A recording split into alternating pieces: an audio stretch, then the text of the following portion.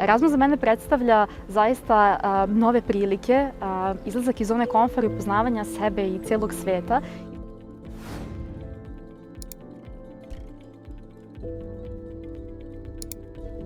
Svaki odlazak na neko Erasmus iskustvo je definitivno za mene donelo nešto novo i unapredilo moj život na mnogo načina i mnogo nivoa. Definitivno je to za mene predstavilo jedan novi pogled u svet i jedan iskorak iz moje zone komfora i za mene je to možda jedna od najvećih vrednosti koje sam ja dobila. Ako pričamo o formalnom obrazovanju, dobila sam priliku da vidim kako moje kolege na fakultetu u Španiji uče i na koji način profesori njima predaju materiju koju ja učim na svom matičnom fakultetu. I dobila sam neke ideje i informacije koje sam mogla da prenesem kasnije mojim kolegama kada sam se vratila na moj matični fakultet u Srbiji. Za mene je jako značajno bilo to što dok sam bila na razmeni, dobila sam priliku da budem volonter kao student marketinga u kulturnom centru u Almeriji, u gradu u kome sam i studirala. Tako da je za mene je to bila jedna velika prilika da jednostavno imam praksu na neki način u oblasti u kojoj studiram.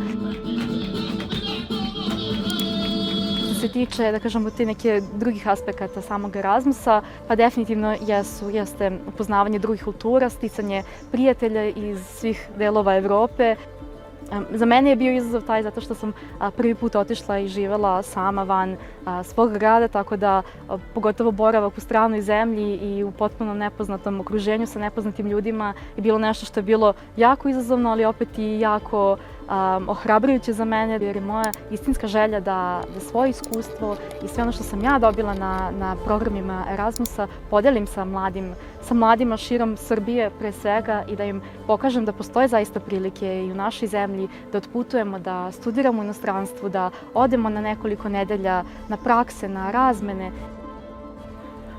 Ono što bih poručila svim mladima koji iole razmišljaju o tome da se prijave na neki od Erasmus konkursa, moj savjet im je da ne čekaju pravi trenutak jer on zaista ne postoji, nego da poslušaju to nešto što im o njima govori, da idu i da istraže malo svet, da istraže sebe, da upoznaju nove kulture. Ovom prilikom želim da čestitam Erasmusu jubileju 35 godina i da mu se zahvalim na svim prilikama koje nam je pružio i da se radujem budućim iskustvima.